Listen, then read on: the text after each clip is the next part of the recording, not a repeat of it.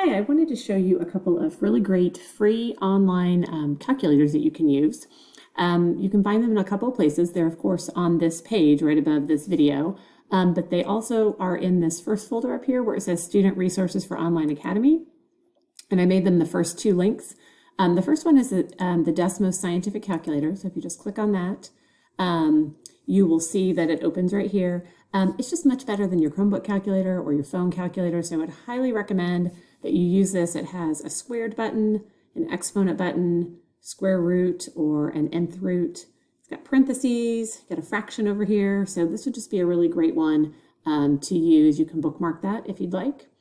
And then the other one that is linked here is the Desmos Graphing Calculator, which you might be familiar with from your algebra course. And so this is where you can, graph any kind of function. So you can graph a linear equation. Whoops, if I put the right symbol there.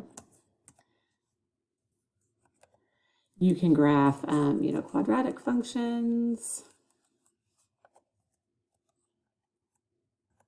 You can graph exponential functions. And those will be the ones that we are going to be working on this summer. So bookmark those. Those are great resources for you to use as you're working through your assignments.